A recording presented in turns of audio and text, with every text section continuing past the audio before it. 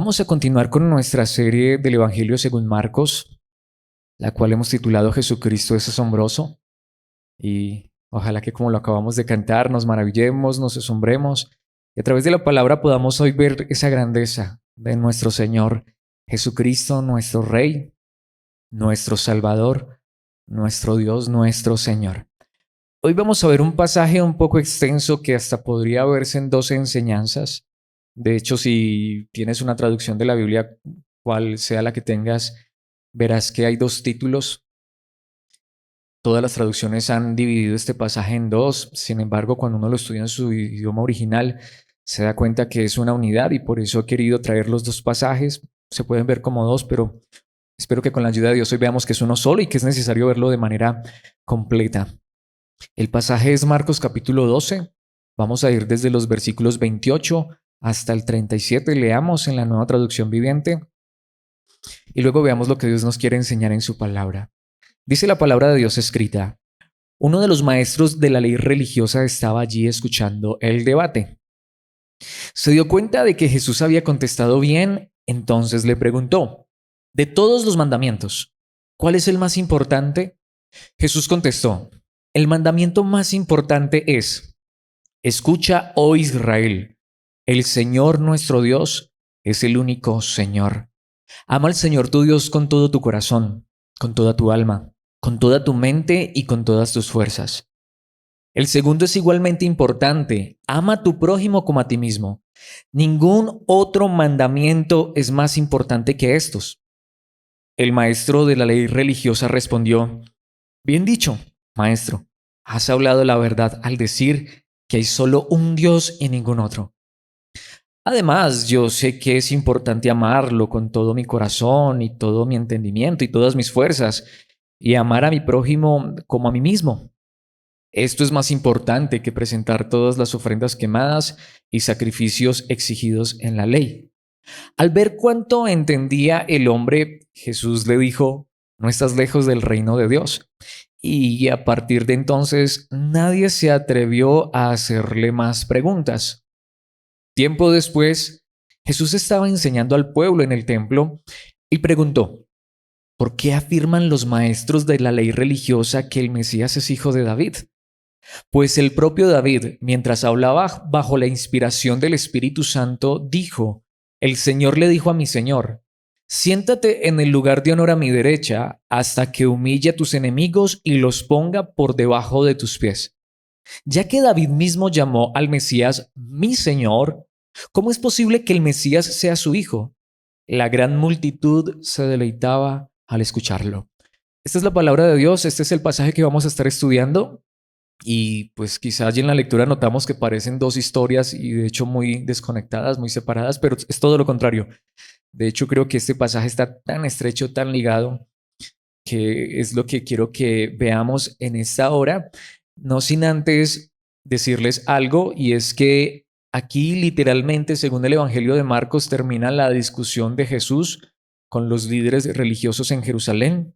Literalmente en el capítulo 12 nos queda una enseñanza más, solo que ya no va a ser un enfrentamiento entre Jesús y los fariseos o los líderes, escribas, en fin, todos estos grupos que vinieron a confrontar a Jesús, sino que literalmente va a ser la manera, digamos como se dice vulgarmente, la cereza en el pastel por la cual Jesús va a exponer el engaño, la mentira, la hipocresía y literalmente la estafa de la religión de su época. Bueno, eso, si Dios nos presta vida, lo veremos dentro de 8 días.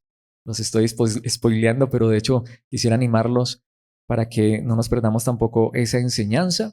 Pero bueno, hoy nos vamos a centrar en este pasaje. Le he puesto como título Mandato asombroso. Recordemos, en la semana conocida como la Pasión, es decir, esa última semana de Jesús antes de ir a morir en la cruz, esto se está efectuando el día martes, unos cuantos días antes de Cristo morir.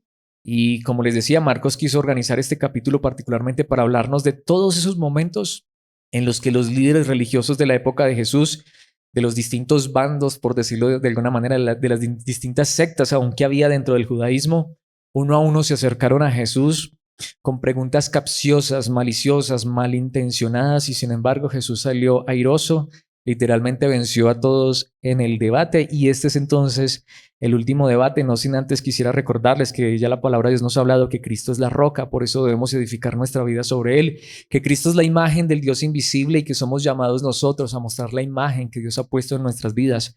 Mayor aún, no solo desde la creación, sino desde esa nueva creación que ha hecho a través de Cristo en nosotros. Y hace 8 días vimos ese último debate de Jesús con los saduceos, estas personas que aunque tenían religión, pero no creían que había resurrección de los muertos, no había vida después de la muerte, y Jesús literalmente les cayó la boca y les mostró por la misma palabra de Dios que realmente Dios no es un Dios de muertos, que Dios es un Dios de vivos. Pero digamos lo que este pasaje o esta sección mejor se va a cerrar con Cristo diciéndonos cómo obedecer verdaderamente. Literalmente aquí la palabra de Dios nos va a hablar de un mandamiento, de un mandato. Sí, los cristianos somos llamados a obedecer, pero literalmente, y lo hemos visto en algunas ocasiones, pero este pasaje se centra completamente en esto. Literalmente, si tú y yo entendemos que con un solo mandamiento, uno solo, si lo obedecemos, entendiéndolo correctamente, es suficiente. Comprendemos, como diría alguien, la vida cristiana no es difícil. Más bien, como dice la palabra, la vida cristiana es fácil, porque Cristo no nos pone cargas que no podamos llevar. Solo un mandamiento, solo un mandato. Muchas veces hemos hablado de esto. Seguramente que quienes han asistido regularmente con nosotros sabrán de qué se trata. Y bueno, lo acabamos de leer, pero quiero enfatizar esta enseñanza sobre esto. 2 puntos, ir directamente al grano, porque esto es muy grande, muy importante. Primeramente, quiero que veamos que el amor es el mandamiento más grande. El amor es el mandamiento más grande. La primera parte de este debate con un hombre allí, con un maestro de la ley religiosa, con un escriba, se centra en cuál es el mandamiento más grande de todos. ¿Y qué dice Cristo? Literalmente, amar. Amar es el mandamiento. Es el más importante, es el primero, es el punto de partida y el punto final. Y habría mucho que decir, pero vayamos directamente entonces allí. Veamos este primer punto en lo que en nuestras traducciones usa como la primera sección, como un primer título, y es el mandamiento del amor. Veamos en los versículos 28 hasta el 34. Dice el versículo 28, uno de los maestros de la ley religiosa o escribas estaba allí escuchando el debate. ¿Cuál? El que vimos hace 8 días, el debate de Jesús con los saduceos que no creían que había vida después de la muerte, que no creían en la resurrección y por tanto se centraban en esta vida, en esta tierra, en el materialismo. Y había un maestro de la ley religiosa, literalmente recordemos que los escribas o maestros de la ley religiosa eran los que se dedicaban en cuerpo, alma y espíritu, toda su vida la dedicaban a estudiar la Biblia. Eran los exegetas de su época, es decir, ellos eran los que pretendían descubrir cada detalle minucioso de las escrituras. Y dice, se dio cuenta de que Jesús había contestado bien. Y recordemos, los escribas y fariseos eran básicamente la misma secta, pero los escribas se dedicaban a la minucia de la ley. Pero ¿saben cuál es el punto aquí? Estos hombres estaban esperando a ver qué contestaba Jesús, porque en ese orden de ideas, digamos que los fariseos eran el lado opuesto de los saduceos. Los fariseos, obviamente fanáticos religiosos, hipócritas y todo lo que queramos, pero ellos sí creían en la vida después de la muerte. Ellos sí creían en la resurrección, así que seguramente estaban expectantes. Vamos a ver qué va a hacer Jesús con estos que dicen que no creen en la vida después de la muerte, los saduceos. Y este hombre se dio cuenta de que Jesús había contestado bien, entonces se animó a hacerle una pregunta a Jesús. Entonces le preguntó, de todos los mandamientos, ¿cuál es el más importante? Si tienes Reina Valera, verás que dice cuál es el primero. Aquí quiero contar una anécdota, como lo hacía el domingo. No uso mucho esto, pero curiosamente da para esto. Hace algún tiempo una persona vino a hacerme una pregunta porque a la iglesia a la que esta persona asistía, el pastor había dicho que Jesús se había equivocado. Y bueno, cuando uno le dicen una cosa de eso, uno dice, ¿qué? Porque es que Reina Valera dice, ¿cuál es el primer mandamiento? Y entonces esta persona me estaba contando que su pastor había dicho que Jesús se había equivocado porque cuando uno va al libro de Éxodo, más particularmente el capítulo 20, donde están los 10 mandamientos, ¿cuál es el primer mandamiento? No tengas ningún Dios aparte de mí, no tengas ningún otro Dios aparte de mí. Ese es el primer mandamiento en el decálogo. El punto es que en el idioma original no dice el primero en orden cronológico, el primero de los 10 mandamientos, sino el más importante en calidad. En otras palabras, hasta se puede decir, el mandamiento que está por sobre todos los demás y del cual dependerían todos los demás. Entonces, a veces, tristemente, cuando utilizamos una traducción y somos tan literalistas, somos tan extremistas, terminamos diciendo desfachateces como esas, que Jesús se equivocó. Porque, ¿cuál fue la respuesta de Jesús? Jesús contestó, el mandamiento primero, el más importante, el más relevante, que está por sobre todos los demás es, y allí Jesús empieza a citar el libro de Deuteronomio capítulo 6, versículos 4 al 6, que es un pasaje muy famoso y más para mí, que vengo de un contexto donde literalmente este es el sine qua non, donde este es el versículo que más se usa, porque nos dice algo muy interesante. Escucha, oh Israel, el Señor nuestro Dios. Esta traducción dice, es el único Señor. Si lo sabes en Reina Valera, literalmente es la Shema, que es una oración que los judíos hacen todo el tiempo, que es, escucha, oh Israel, Jehová nuestro Dios, Jehová uno es, hablando acerca de que Dios es uno. Pero el pasaje sigue y en el versículo 30 Jesús sigue citando allí Deuteronomio, ama al Señor tu Dios con todo tu corazón, con toda tu alma, con toda tu mente y con todas tus fuerzas. Sin embargo, Jesucristo no deja allí y obviamente ya nos vamos a detener en los detalles, pero es necesario avanzar porque quiero llegar a un punto central. Dice el versículo 31, el segundo es igualmente importante. Jesús dice, pero no solamente hay uno. Hay otro que le iguala, hay otro que no lo puedes separar, aunque en esencia es el mismo. Y sigue siendo el amor, pero no solamente hacia Dios. Aquí es donde, de cierta manera, obviamente no pretendo ser místico ni nada de esto, pero digamos que el amor tiene forma de cruz. ¿A qué me refiero? A que es tanto vertical hacia Dios como horizontal hacia nuestros semejantes. Por eso Jesucristo dice, no solamente es amar a Dios, porque hay personas que se centran en esto, sino que el segundo es igualmente importante, lo iguala. Así que aunque parecen dos separados, son uno solo, digámoslo en forma de cruz. El segundo es igualmente importante, ama a tu prójimo como a ti mismo. Y allí estás citando el libro de Levítico. Dice, ningún otro, pero notamos mandamiento, es más importante que estos. Pero aquí viene el asunto. Aquí yo me quiero centrar en dos cosas en este primer punto. Lo primero es que Jesucristo dice, no hay un mandamiento más grande, más importante, mejor que el amor, pero un amor proporcional y un amor, como les decía, perdónenme enfatizar esto, pero es importante en forma de cruz, ¿no? Es amar a Dios y amar al prójimo. Muchos enfatizan el amar a Dios y se olvidan del amor al prójimo. Otros enfatizan el amor al prójimo y se olvidan del amor a Dios. Sin embargo, son inseparables, tanto que se convierten en uno solo. Si yo digo que amo a Dios, necesito amar a mi prójimo. Pero no puedo decir que amo a mi prójimo si no amo a Dios. Es la realidad, son inseparables. Pero nuevamente, me quiero centrar en esto, pero es necesario avanzar hasta el versículo 32 y bueno, y más adelantico, pero quiero ir hasta allí porque dice, el maestro de la ley religiosa respondió. Aquí es donde está la clave de este pasaje. Bien dicho, maestro. Bravo, Jesús. Has hablado la verdad al decir que el amor es lo más importante. No. Y aquí es donde llega el centro nuevamente. Para mí este es el versículo más importante de este pasaje y casi que diría que esta es la cúspide de todas las enseñanzas que Dios nos ha permitido ver de este capítulo anteriormente. Has hablado la verdad al decir que hay solo un Dios y ningún otro. ¿Por qué esto es tan importante? Porque precisamente en la Shema, que la acabamos de leer, esa oración que constantemente repiten los judíos hasta el día de hoy una y otra vez todos los días, y muchas denominaciones e iglesias ponen énfasis en esta parte, precisamente el maestro de la ley religiosa puso el énfasis no en el mandamiento, sino en las primeras palabras antes de proferir el mandamiento.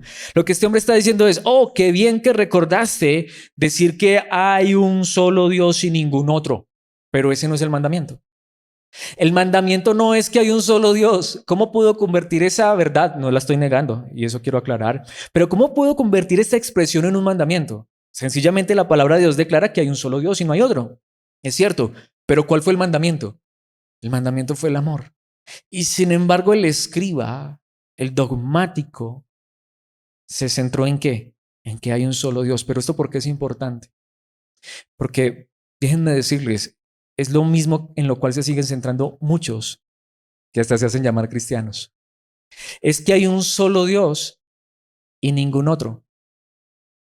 Y de aquí es donde se toma mucho lo que se llama el monoteísmo estricto. Ahora, ¿por qué el escriba dijo esto? ¿Ante quién estaba? Ante Jesús. ¿Quién es Jesús? El Hijo de Dios. Así que lo que este hombre está diciendo, qué bien maestro que recuerdes esto, que hay un solo Dios. Así que cuidadito con venir a exaltarte un poquito más. Hay tantas personas, tantos lugares que utilizan esto. Voy a poner un caso claro y particular, perdón por nombrarlo, pero es cierto. Vamos a poner el caso de los testigos de Jehová. Es que hay un solo Dios. ¿Y quién es? Jehová. Así que no me puedes venir a decir que Jesús también es Dios. Si es que acaso y Jesús es Dios, como dicen ellos, es un Dios con D minúscula, aunque ni siquiera lo reconocen como Dios. Dicen que es un ángel, que es una criatura. Así que lo que este hombre está diciendo es centrándose en la ortodoxia. Hay un solo Dios. Y la palabra de Dios en Deuteronomio capítulo 6, versículos 4 al 6 dice: Os Israel, Jehová nuestro Dios, uno es. Y como una vez escuché a alguien que hasta se atrevía a añadirle la palabra, no son dos ni tres, uno es. Para que quede bien claro a qué me estoy refiriendo, decía esta persona. Le añadía la palabra a ese tipo de cosas. Pues bueno, la pregunta que yo quiero hacer es: ¿a quién rechazaron finalmente los judíos? Saben, los judíos saben, y hasta el día de hoy, que hay un Dios. ¿A quién rechazaron? Al Hijo. Ellos no fueron capaces de aceptar que la palabra de Dios va aún más allá. Aunque Dios es uno, pero no podemos negar que Dios es Padre, Hijo y Espíritu Santo. Y sin embargo, si nos centráramos en esta parte, aunque es importante, quiero decir que perderíamos de vista lo que Jesús enseñó.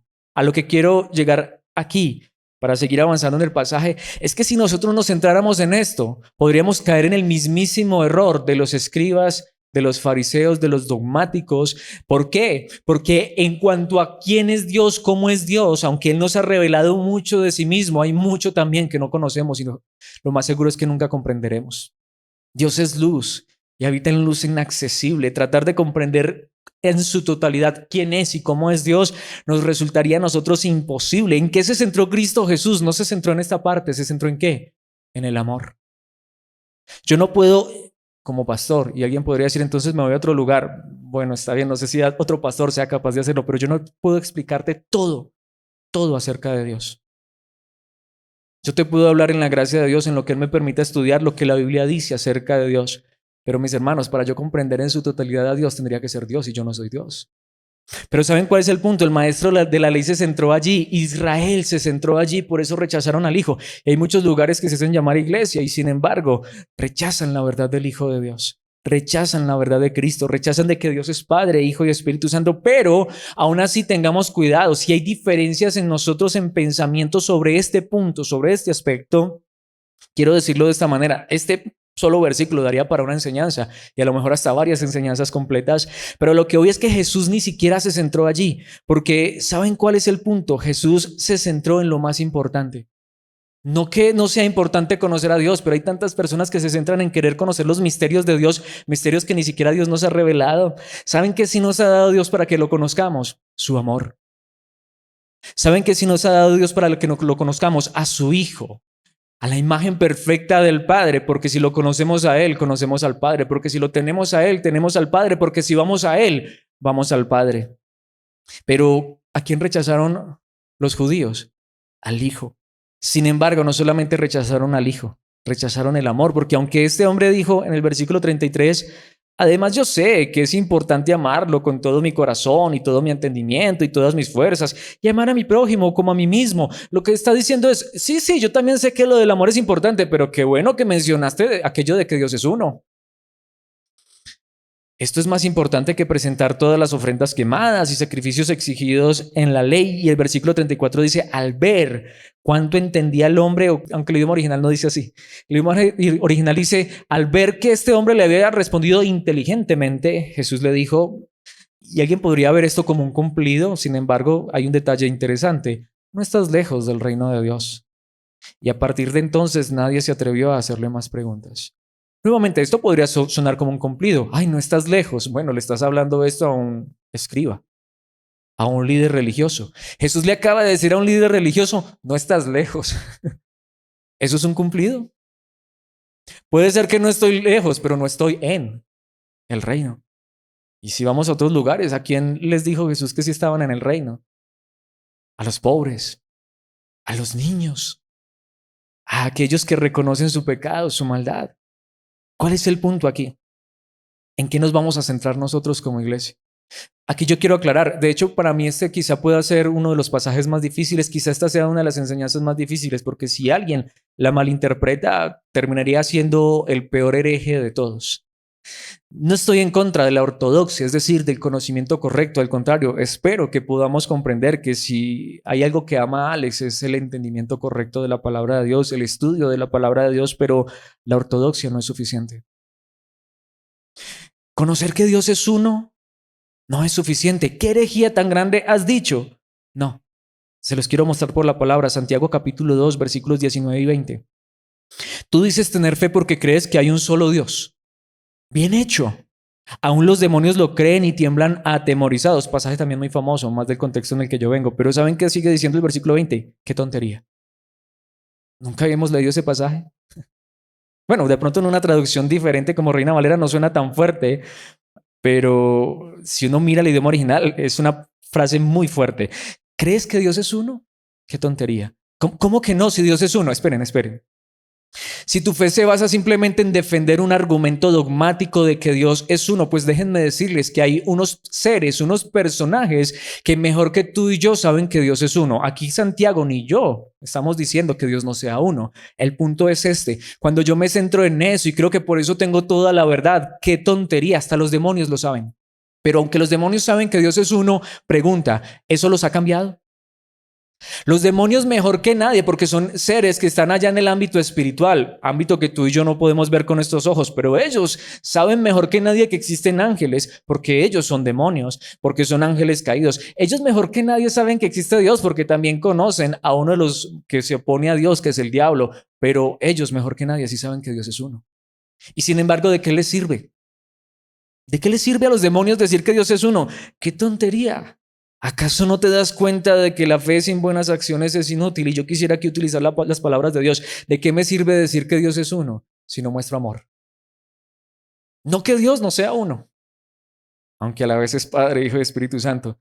Y perdónenme, pero no puedo explicarlo con palabras.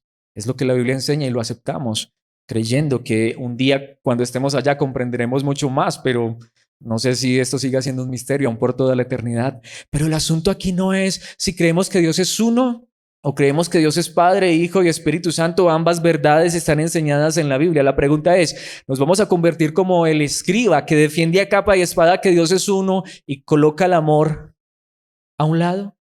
Lo pone en segundo lugar. Jesucristo dijo, más importante, aunque defender si Dios es uno o no, es que experimentemos un amor verdadero por este Dios al que todavía nos hace falta tanto conocer y por nuestros semejantes a quien sí podemos conocer.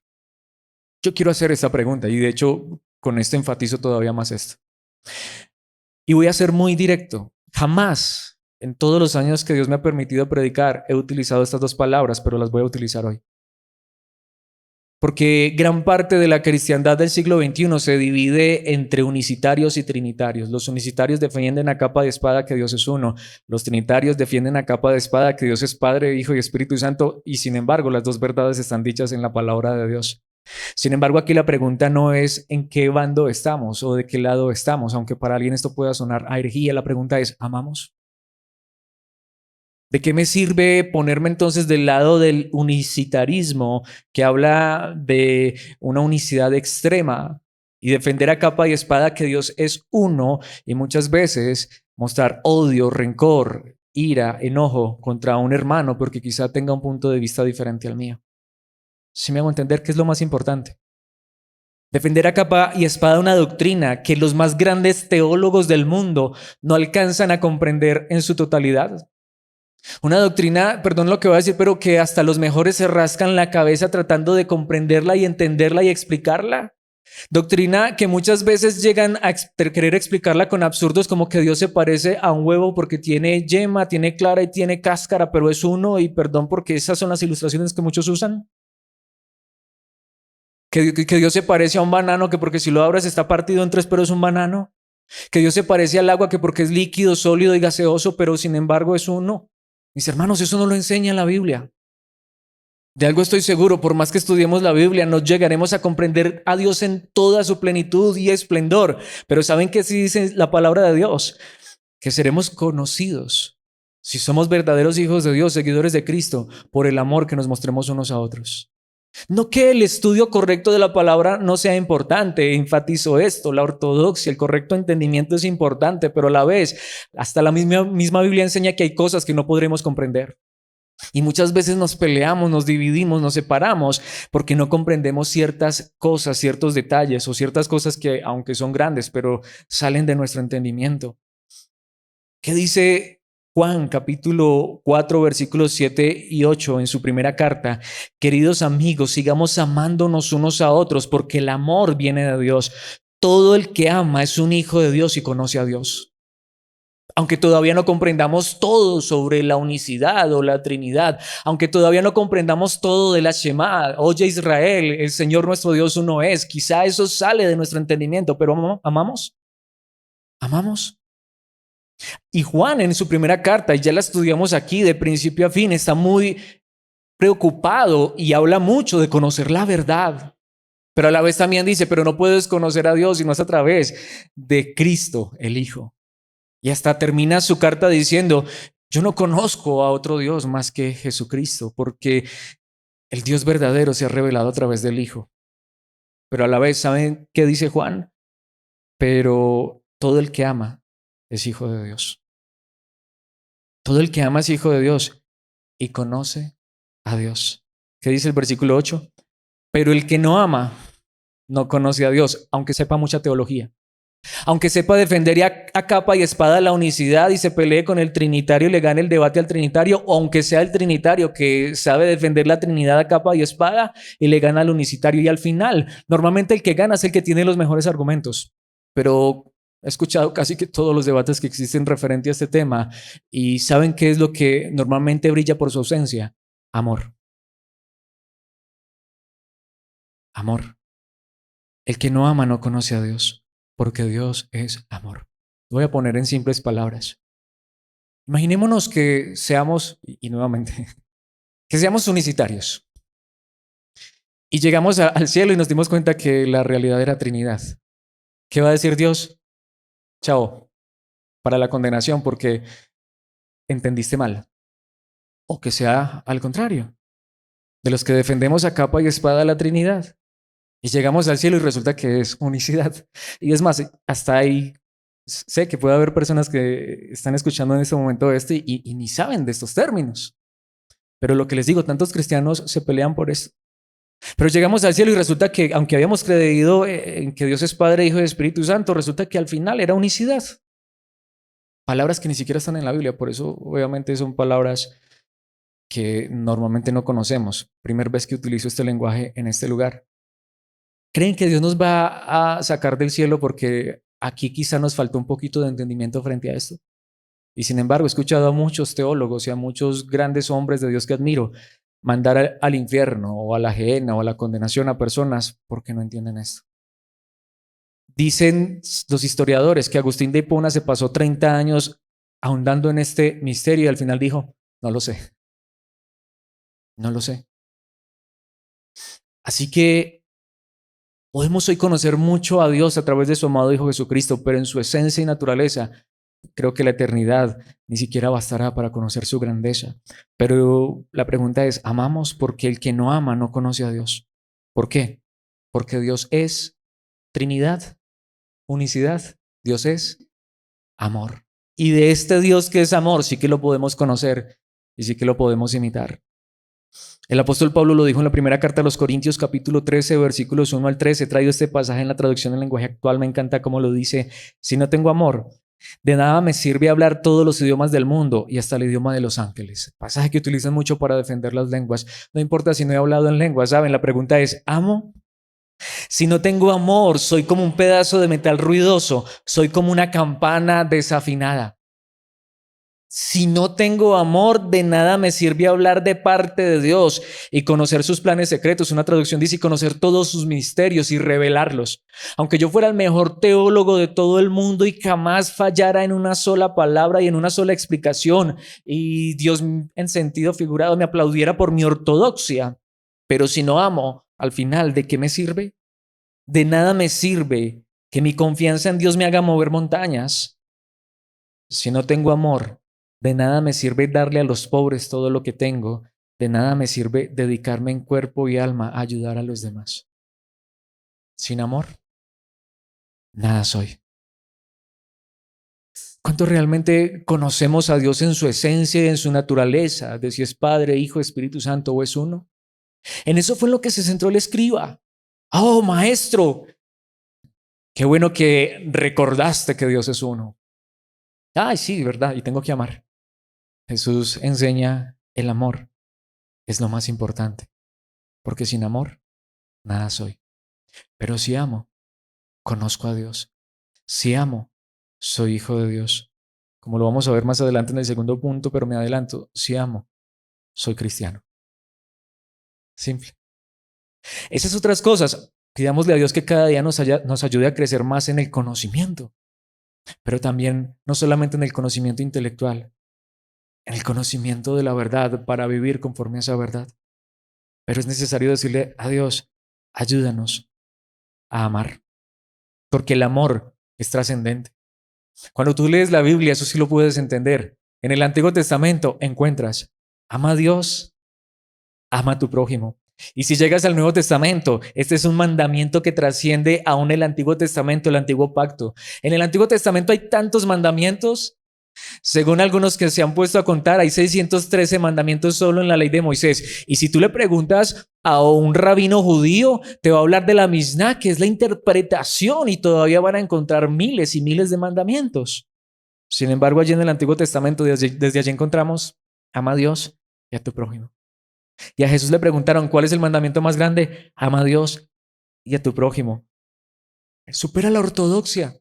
En este momento, si Dios nos llamara a cuentas, hombre, a mí como pastor seguramente me va a pedir cuentas por todo lo que hablé, por todo lo que enseñé. Sin embargo, mis hermanos, la primera cuenta que me va a pedir es por cuánto amé. Es decir, lo más importante, más aún, no diciendo que no es importante el conocimiento, pero más importante que el conocimiento es amar. Puede ser que yo no sepa leer ni escribir, pero creo que todos podemos amar. Puede ser que yo no me sepa la Biblia de principio a fin. Puede ser que yo no me sepa un versículo de principio a fin, no sea capaz ni siquiera de hilar dos palabras escritas en la Biblia, pero la pregunta es: ¿puedo amar? Puede ser que yo no sepa ni siquiera qué es esto de Reina Valera 1960, nueva traducción viviente, traducción del lenguaje actual, palabra de Dios para todos, pero sé amar, porque sin amor no soy nada, no me sirve nada, pero el amor es la máxima expresión de Dios para con nosotros y es la máxima expresión de nosotros para demostrar que tenemos a Dios. Así que el amor, nuevamente repito, y con esto cierro este primer punto para ir al segundo, es vertical hacia Dios y es horizontal hacia nuestro semejante. Por eso, en segundo lugar, y muy importante, el amor es el mandamiento del Señor. ¿A qué me refiero con esto? Ahí es donde no podemos desligar la historia que sigue. Si tienes allí una traducción, puedes ver que allí termina la historia y sigue otro título. Pero mis hermanos, es que este es el mandamiento del Señor. Veamos esto en los versículos 35 al 37. Dice el versículo 35 en esta traducción, aunque lo tengo que aclarar. Tiempo después, Jesús estaba enseñando al pueblo en el templo y preguntó, me detengo allí para aclarar este versículo en esta traducción. Aquí es donde una vez más amo esta traducción, pero es terrible, de hecho es desastrosa. Me pregunto cómo pueden los traductores llegar a una conclusión de estas, cuando el idioma original literalmente dice tras la respuesta. Es más, cuando dice tiempo después es tan incoherente que lo hemos venido diciendo una y otra vez en las enseñanzas. Todo esto ocurrió el día martes. Y si uno sigue leyendo, Jesús, bueno, ahí mismo dice, él está todavía en el templo. Tiempo después, cuando si esto es el martes y el viernes lo matan. Es tan incoherente, pero el idioma original no dice tiempo después. Dice tras la respuesta de Jesús. Literalmente el idioma original dice añadió esta enseñanza en el templo. Porque es lo que les decía, aquí es donde vemos lo importante del idioma original y de cómo esta enseñanza aquí está ligada estrechamente con lo que Jesús acaba de enseñar. Porque ahora Jesús pregunta y utiliza un lenguaje muy similar. Aunque el amor ya no se menciona, pero pensemos en esto. ¿Por qué afirman quiénes? Los maestros de la ley religiosa, los escribas. ¿Con quién acaba de hablar Jesús? Con un maestro de la ley religiosa. Ahora Jesús hace esta pregunta. Tras la respuesta que le dio Jesús a esta maestra de la ley religiosa, entonces él empezó a enseñar al pueblo e hizo esta pregunta. ¿Por qué afirman los maestros de la ley religiosa que el Mesías es hijo de David? Y aquí viene lo más interesante, versículo 36. Pues el propio David, mientras hablaba bajo la inspiración del Espíritu Santo, dijo, y Jesús va a citar el Salmo 110, el Señor le dijo a mi Señor. Esa es la pregunta más importante de todas. Recordemos, este hombre acaba de enfatizar, qué bueno maestro que dijiste que Dios es uno. Y Jesús ahora les dice, a ver, ¿y por qué David, inspirado por el Espíritu Santo, dijo en el Salmo 110, el Señor, que si lo lees en Reina Valera dice Jehová, el Dios del Antiguo Testamento, le dijo a mi Señor? La pregunta que hace David es, el Señor le dijo a mi Señor, siéntate en el lugar de honor a mi derecha hasta que humille a tus enemigos y los ponga por debajo de tus pies. Literalmente la pregunta es, ¿cómo puede Dios estarle hablando a otro con el título de Señor y diciéndole que está sentado a su diestra? ¿Dios es uno? Sí, pero la Biblia también enseña que hay otro que está sentado a la diestra del Padre. Y Jesucristo confrontó a este escriba con eso. ¿Me explicas esto, por favor, don escriba? Señor maestro, la ley religiosa, claro que Dios es uno. Pero ¿cómo me puedes explicar que David, inspirado por quién? Y allí está, y el Espíritu Santo. Dios es Padre, y a su diestra está el Hijo, y quien inspiró esta palabra es el Espíritu. Señor escriba, usted que defiende tanto que Dios es uno, ¿me explicas este pasaje? ¿Podemos verlo conectado? ¿Vas a seguir enfatizando esto de ponerte a pelear y todo esto por este tipo de cosas? ¿O vamos a enfatizar el amor? El Señor le dijo a mi Señor. ¿Cuántos señores hay entonces? Tanto que dice, siéntate en el lugar de honor a mi derecha. ¿Quién está hablando? Dios mismo, el Dios único. Está hablando desde su trono de gloria y le está hablando a alguien y lo está llamando David, inspirado por el Espíritu. Está diciendo, el Señor, Dios, le está hablando a mi Señor. ¿Cuántos señores tiene David según este pasaje? Siéntate en el lugar de honor a mi derecha hasta que humille a tus enemigos y los ponga por debajo de tus pies. Y allí es la pregunta, ya que David mismo llamó al Mesías mi Señor, al Cristo. Y ahí es donde vamos. ¿Qué es lo que está diciendo Cristo Jesús? ¿Quién es Cristo Jesús? El Cristo, el Mesías. ¿Saben qué está diciendo? Aquí está el que se sienta a la diestra del Padre. Tú dices que Dios es uno. Bien, como diría Santiago, los demonios creen y tiemblan. Pero la pregunta es, ¿vamos a aceptar quién es Cristo Jesús? ¿Es Cristo nuestro Señor?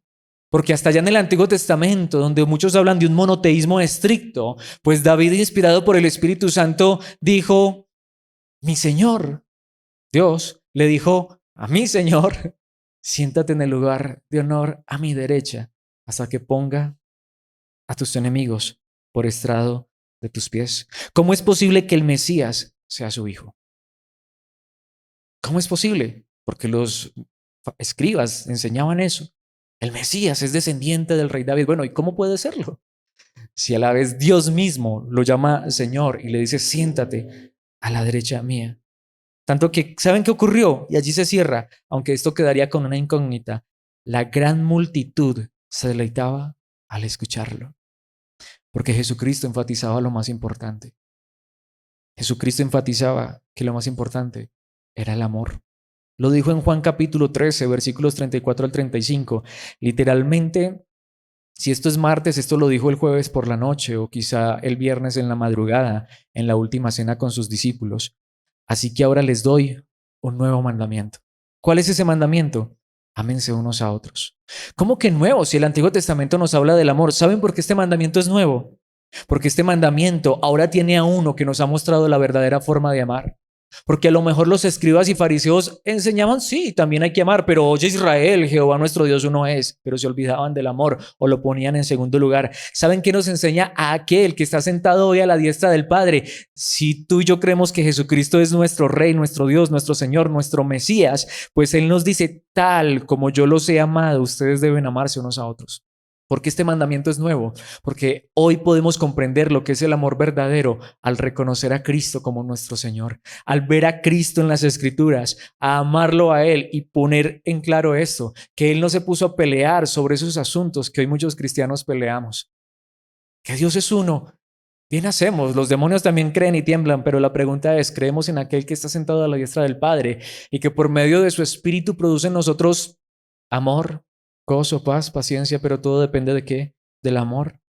Tanto que dijo en el versículo 35, y para mí allí está el centro, el amor que tengan unos por otros será la prueba ante el mundo de que son mis discípulos. Esto es el cristianismo puro. Este es el evangelio. La prueba ante el mundo de que somos los discípulos no es que defendemos a capa y espada una doctrina por la cual muchos se pelean y muchas veces ni siquiera comprenden. Mis hermanos, la prueba ante el mundo de que somos cristianos, verdaderos, seguidores de Cristo, no es que nos hayamos hecho bautizar en un lugar o asistamos a una congregación que se hace llamar cristiana. La prueba es el amor. Esa es la prueba. ¿Quieres saber si eres cristiano? Alex, ¿quieres saber si eres cristiano? ¿Amas? ¿Amas? Eso fue lo que Cristo enseñó. Eso fue lo que enseñó el apóstol Pablo en Romanos capítulo 13, versículos 8 al 10. No deban nada a nadie excepto el deber de amarse unos a otros. Si aman a su prójimo, cumplen con las exigencias de la ley de Dios. Pues los mandamientos dicen, no cometas adulterio, no cometas asesinato, no robes, no codicies. Estos y otros mandamientos semejantes se resumen en uno solo. Ama a tu prójimo como a ti mismo. Tanto que dice el versículo 10, el amor no hace mal a otros. Por eso el amor cumple con las exigencias de la ley de Dios. Amar está en la naturaleza de Dios. Dios es amor. Así que si a mí me preguntan, oye Alex, ¿tú crees que Dios es uno o crees que Dios es Padre, Hijo, Espíritu Santo? Sabes, las dos cosas, pero hay algo que tengo más claro. Dios es amor. Tu Dios es amor, pero si nuestro Dios es amor, no se debería reflejar ese amor en nosotros. Efesios capítulo 4, versículos 15 al 16, uno de los pasajes que más habla de cómo en la iglesia debe haber líderes, pero ¿para qué? Dice claramente, en cambio, hablaremos la verdad. ¿Qué? Con amor. Y así creceremos en todo sentido hasta parecernos más y más a Cristo. Entonces allí vemos en Cristo la verdad y el amor se besan. En Cristo la verdad y el amor son inseparables. Claro, necesitamos la verdad, necesitamos el conocimiento, no podemos desecharlo. Necesitamos la ortodoxia, el conocimiento correcto, pero necesitamos la ortopraxis, la práctica correcta. Porque cuando solamente creemos ser dueños de la verdad, pero no tenemos amor en la otra mano, la pregunta es, hay gracia, hay amor, hay verdad. Y así creceremos en todo sentido hasta parecernos más y más a Cristo. Claro, necesitamos la verdad, pero con amor. Cristo, quien es la cabeza de su cuerpo, que es la iglesia. ¿En qué es en lo que más quiere llevarnos Cristo a crecer? Claro, en su verdad, pero ¿con qué? Con amor. Tanto que dice el versículo 16, allí está demasiado claro. Él hace que todo el cuerpo encaje perfectamente y cada parte, al cumplir con su función específica, ayuda a que las demás se desarrollen y entonces todo el cuerpo crece y está sano y lleno ¿de qué? De amor. ¿Cuánto necesitamos el amor? Precisamente con este versículo termino, 1 Corintios capítulo 8, versículo 1, la segunda parte solamente del versículo dice, mientras que el conocimiento nos hace sentir importantes, Reina Valera lo dice bien, el conocimiento envanece. Es decir, solo conocimiento lo hace uno sentirse mejor que los demás, porque es que yo sé lo que la otra persona no sabe, como ese programa muy antiguo, yo sé quién sabe lo que usted no sabe. Mis hermanos, conocimiento sin amor me puede hacer sentir importante. Sin embargo, ¿saben qué dice la palabra? Es el amor. Esta traducción dice lo que fortalece a la iglesia. Reina Valera también lo dice bien. El amor edifica a la iglesia. ¿Saben qué hace la persona que ama? toma el conocimiento correcto, no lo desecha, pero lo utiliza para edificar a la iglesia, pero para edificarla en la verdad, ¿con qué? Con amor. ¿No nos parece este un mandato asombroso? ¿Qué tengo que hacer yo para obedecer? ¿Qué tengo que hacer yo para agradar a Dios? ¿Qué tengo que hacer para demostrar que soy cristiano? ¿Qué tengo que hacer para vivir la vida cristiana verdaderamente? Amemos como Cristo nos ha amado. Aprendamos de aquel que sí que conoce a Dios porque está sentado a su diestra y sin embargo saben que se centró en el amor. Nos da un mandamiento nuevo porque Él vivió este amor de manera perfecta. Lo quiero decir de esta manera para terminar. El amor elimina el fanatismo de los fariseos. El amor elimina el nacionalismo de los herodianos. El amor elimina el materialismo de los saduceos. El amor elimina el dogmatismo de los escribas. Ciertamente necesitamos la verdad de Cristo, pero esta verdad nos debe llevar a amarnos de verdad. El amor es el mandamiento más grande. El amor es el mandamiento de Cristo. El amor es un mandato asombroso. Pidámosle a Dios que nos amemos como Él nos ha amado a través de su Hijo. Padre nuestro que estás en los cielos, gracias por tu amor. Gracias por amarnos, aunque mereceríamos tu ira. Pero tú enviaste a tu Hijo Jesucristo y de tal manera nos amaste que lo pusiste en una cruz para que al creer en Él no nos perdamos, sino que tengamos vida eterna. Y gracias porque enviaste a tu Hijo no solamente a morir en la cruz, sino a mostrarnos lo que es el amor verdadero. Ayúdanos a conocerlo más, porque al conocer a tu Hijo te conocemos a ti. Ayúdanos a aprender más de Él, porque aprendiendo de tu Hijo, aprendemos de ti. Ayúdanos a parecernos más a Él, porque Él es tu viva y perfecta imagen. Ayúdanos a someternos a su señorío, entendiendo que Él está sentado a tu diestra y que tú estás venciendo a sus enemigos, pero que hoy nosotros podamos ser vencidos en nuestros corazones por tu verdad, por tu amor, por tu gracia. Que tu espíritu nos llene para que podamos experimentar el fruto del amor y por ende todo lo que viene con el amor. El gozo, la paz, la paciencia, la bondad, la benignidad, la fe, la mansedumbre, la templanza, pero que todo parta del amor. Te pedimos igual que nos ayudes cada día más a conocer tu verdad, a crecer en el conocimiento de tu verdad, a dejar de pelearnos por palabras, por argumentos humanos, sino que realmente, como dijo el apóstol Pablo, que lo único que nos debamos sea el amarnos unos a otros. Ayúdanos a ser una iglesia que ama tu verdad, pero también quiere tu amor. Como dijo el apóstol Pablo, ese amor que excede todo conocimiento, ese amor que es tan alto, tan ancho, tan profundo. Amor que puede hacer mucho más de lo que podamos pedir o imaginar. Que este amor se exceda en nosotros porque jamás llegaremos a los límites, sino que esta sea la manera en que mostremos al mismo mundo que no te conoce que tú eres real, que tú eres verdadero. Ayúdanos a crecer en esta gracia, a crecer en este mandamiento de amarte como tú nos has amado a través de tu amado Hijo Jesucristo. No podemos hacerlo sin ti, pero tu Espíritu produce fruto de amor en la vida del creyente. Ayúdanos a tener esta clase de fe, porque los demonios creen y tiemblan, pero que nosotros no solamente creamos, sino que en nosotros, más que un temblor, haya tu amor, que se exprese de la mejor manera para que tu nombre sea glorificado y todos honren tu nombre, Padre, en el nombre de tu amado Hijo Jesucristo. Amén y amén.